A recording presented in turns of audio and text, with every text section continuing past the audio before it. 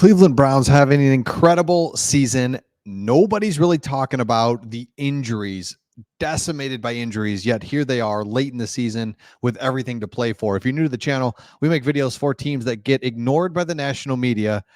Cleveland Browns being one of those teams in the AFC from the beginning weren't talked about, and here they sit 8-5, just playing great football despite massive injuries to the quarterback, let alone everywhere else. But like your starting quarterback, hello, you're down to your third string quarterback, a guy off the street. So the Browns do something that I really like, and I want to make a video about it. By the way, we're Detroit Lions fans, so we like Cleveland as it is, but especially on this channel, like I said, where you'll find teams that don't get the love nationally, get ignored by the national media. And this move will never get covered by the national media. So the Browns, more and more injuries. Did a video a couple days ago about how impressive it is. Gave their GM Andrew Berry some credit for finding blue chip players like Myles Garrett, but also has a lot of depth clearly on the team to keep them in the playoff hunt at 8-5. So Cleveland Browns go out and Duron Harmon, a safety who started every game for the Lions in 2020, has signed with the Cleveland Browns. So I wanted to do a video on this because very familiar with Duron Harmon, just because obviously he was with the Lions. It's been a season of bouncing around for the veteran safety. He's on his third team just this year. Baltimore Ravens, Chicago Bears, spent the last year with Vegas and Atlanta.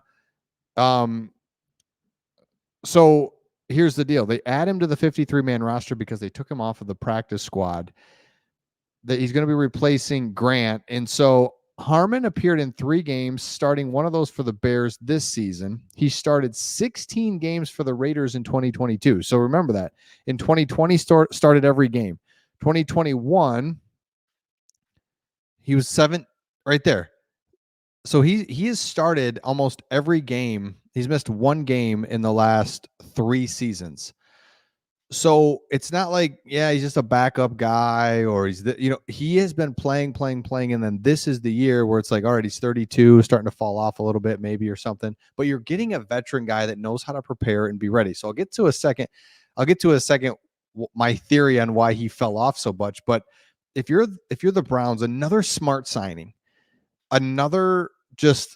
you're at this point in the season where there's not a lot of slim pickings, but you're able to find a guy that's been a starter consistently, 3-time Super Bowl champion, a starter for the last 3 years. Beyond that, but like, it's like coming into this year, it's like he's been playing a ton of football. So back around these parts, the Lions are trying to bring some personnel. Okay, so it goes into some more of the Lions, but so he was traded to the Lions in 2020. Matt Patricia, just some background on him. Matt Patricia ruined everyone. It was really, it's almost like, it's bizarre. He ruins everyone in that 2020 season when he was ultimately fired. And Duron Harmon was one of those where he started every game, started out super strong. He was punching the ball out. He was like an elite safety. And then it's like, oh man, Harmon, at least we got him. And then just disappears. He's getting benched. You can't find him anywhere. He's not making any plays. It's just like Matt Patricia, and I know there's more to it than this, but Matt Patricia just broke Duron Harmon. And it's like, what the heck is going on? So if you're Cleveland Browns, you're getting a 32-year-old, so he's not that old. 32, played a lot of football, and can step right into that starting role and just watch him flourish. I mean, it just feels like a great spot for a guy that just has played a lot of ball, man. He's going to be just fine. So, because you look at it, the Browns 8-5, and here's the last 4. The Bears. I'm telling you, because the Lions just played the Bears twice in the last 3 weeks. Justin Fields is not good. Make him throw, and it's so frustrating as a Lions fan because it's like, because his receivers were wide open, he could miss them, right? 2 feet high, 2 feet out this way, 2 feet low, like never hit anyone of his targets in the chest. Yet it worked because he was so wide open against the Lions. But the Browns, tight coverage, make Justin Fields throw. That just seems like a win for the Browns. Love that matchup. Texans have been a hit or miss team.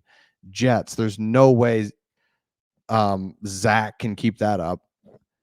And then Bengals without a quarterback. I know I like their backup quarterback, but still, this is just manageable games.